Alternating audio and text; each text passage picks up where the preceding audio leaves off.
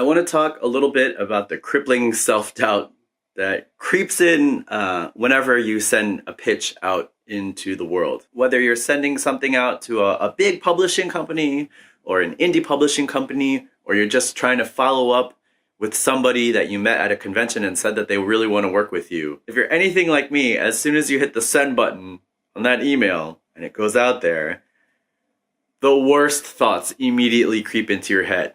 Especially if you don't get an answer right away. Like if you send it at the beginning of the day and you don't have anything in your inbox by the end of the day, all these terrible thoughts start creeping into your head. Like if you're waiting maybe the next day or a week or maybe a month, like you immediately go to the worst possible place. Like, oh, my work sucks. Oh, I suck. Oh, my ideas are terrible. Oh my gosh, everything is terrible. I'm just gonna chuck my computer in the oven, melt it all, and go shovel sidewalks for a living because I clearly suck at all of this. It's so easy to let those negative thoughts slip in and kind of take control, especially if you're freelancing alone and you have no one to talk to. Like my cats are cute as shit, but they are terrible to talk to because they don't offer you anything. And if you don't have a peer group near you that you can bounce ideas off of or tell them that you're freaking the fuck out, and then they can help talk you down off of that bridge, it can be really tough. So there are a couple things I want you to try to keep in mind before you decide to quit it all. Because you shouldn't quit, you should keep going. First of all, you know that you don't respond to every email with the utmost urgency. Unless you do, then in which case you are awesome and you're a great communicator. But for most people, not every single email is the most urgent. You know you prioritize your friends. Some friends you respond to immediately. Some friends, you know they're good if you let it simmer for a little while and they're not going to be offended. It's probably the same thing with whoever you're trying to work with. They might have a lot of other shit going on. They might have a lot of other people that they need to talk to. They might have a bunch of other priorities, and you're somewhere in the middle. You're maybe not at the top. Obviously, you're not at the top if you haven't heard back from them in a day or a week or a month. But you might not be at the bottom. So try to kind of take those thoughts and put them to the side. Whoever you're communicating with is a person just like you. And just like you, they're not responding to every single email with the same type of urgency.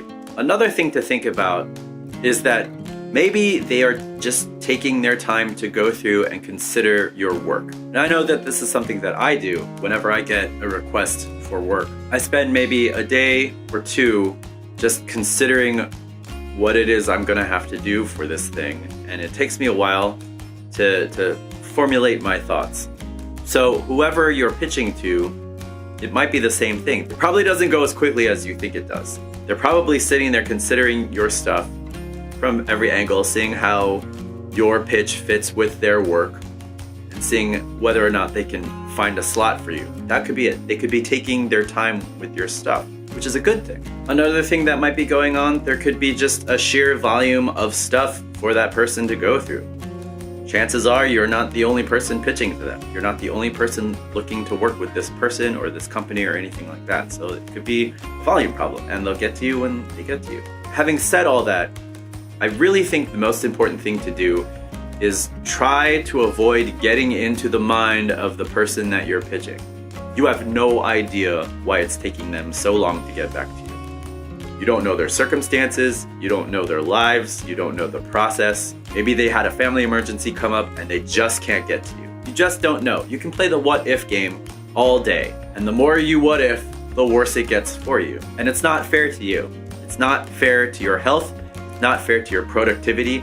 It can be crippling and it can prevent you from doing the work that you love to do. So if you are waiting for a pitch, if you are waiting for a response to a pitch, try to stay out of the minds of the person that you're pitching to. It's an exercise in futility. It's bad news and it's gonna stop you. And that sucks because your work is amazing and you need to share it with people. And just because you hit one roadblock doesn't mean it's time for you to give it all up. If, say, you haven't heard back in a week from whoever, you could maybe gently inquire as to if that person received your thing. Just, a nice friendly, hey, how you doing? Hope things are going well. I was wondering if you got my pitch that I sent last week. This is probably not something that you want to send to like Marvel or DC. They fucking got your pitch. But if you're trying to work with an indie publisher or an individual that you met at a show, maybe nudge them just a little bit if you haven't heard from them for a week.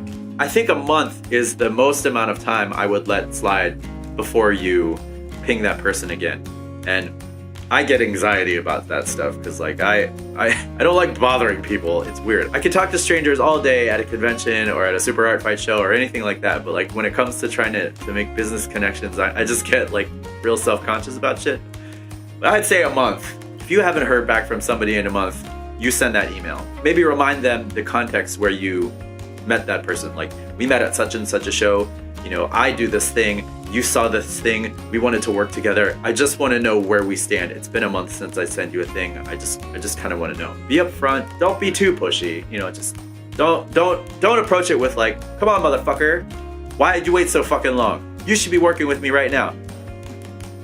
Approach it with civility and, you know, be firm. Be like, you know, are we going to work together? I just want to know. Maybe you're busy, but I would like an update. I would like an update. If you don't hear from them in another month, hit him again. If you don't hear from them in another month, hit him again. Just keep hitting him. Make them say no, which is not good relationship advice for dating at all. I don't want to ever imply that. But for business, if you're trying to make money, you have to know. If this is a group that you really want to work with, make them tell you no. Or make them remember who the fuck you are, and maybe they will say yes. But until you hear no, you have no idea. The other thing that can sometimes take your mind off waiting is to work on something else, or to find another pitch to send out, or to just find another project. And this is kind of dangerous because it kind of feeds into the whole overworking millennial culture, which is unhealthy. Like, you need to stop working at some point. You need to take a break every day. You can't just grind. Even though I'm one of those people who just grinds. But sometimes it can help to have multiple projects going on at the same time. So if you send a pitch out here, all of your eggs are not in that basket. You have other things that give you joy that you can work on. Maybe it's fan art, maybe it's self-publishing a thing, maybe it's a whole different medium altogether, or maybe it's playing video games. But whatever it is, have multiple projects going on at the same time. So if something falls down, it's not gonna break you. I've made that mistake before. I've pitched to indie publishers. A couple years ago, Oni was soliciting pitches from people. They were looking for new talent, new stories, that kind of sort of thing. And I put together a pitch about a punk rock group, all female, all black. And it was related to my webcomic, and I thought it would be fun to do this backstory of one of my characters. And I put a lot of time and energy and effort into this pitch because I knew in my head that this was the one. This was going to be my time to get a book at an actual publisher that you could see on the shelf, and it was going to be the start of new things for me. So I sent it out there, and I believed wholeheartedly in it. I poured months of work into this pitch. It was beautiful. It was glorious. At least that's what I thought. And didn't get it. And it fucking broke me. I spent a lot of time moping. I lost maybe like a month or two of work because I just didn't feel like doing anything. It fucking wrecked me. Because I put so much into that pitch. I didn't even want to do it myself. That's how fucked up it was. Like, I didn't even want to, if I believed in it so much, why didn't I just do it myself? I should have just done it myself. But it just took so much energy out of me, and it was so sad, and I put so much faith in this thing, and it just losing it, not getting it, just crushed me. So don't do that. Don't do that, friends. Have other projects going on that maybe not spark an equal amount of joy, but spark joy nonetheless. But the main idea I want to leave you with today is do whatever it takes to combat those evil thoughts. Don't let the waiting period stop you from creating. Don't let the waiting period make you believe that you suck. You don't know. Your idea might be the best idea they've ever seen, or it just might not fit what they're looking for. but it's no reflection upon your work or you as a creator. If you don't get the gig, it doesn't mean you suck. It doesn't mean your ideas are terrible. It doesn't mean your work is invalid. It just means what you're creating doesn't fit with what they're looking for. That's it. Someone out there is gonna love your stuff. And it might take you a while to find those people, but somewhere out there, someone is looking for exactly the type of stuff that you produce. You just have to find those people. And it takes a long time, and it takes a lot of grinding, and it takes a lot of sending pitches out there, and it takes a lot of rejections. But you'll get there. You just gotta keep going. You gotta take care of yourself. You can't let those thoughts stop you from creating, because you're making something that no one else can do. Unless you're copying some motherfucker, then get the hell out. But no one can do what you can do the way that you do it. And you just have to find the person who's going to give you the money for what you can do. And they're out there. I guarantee you they are out there. You just have to find them.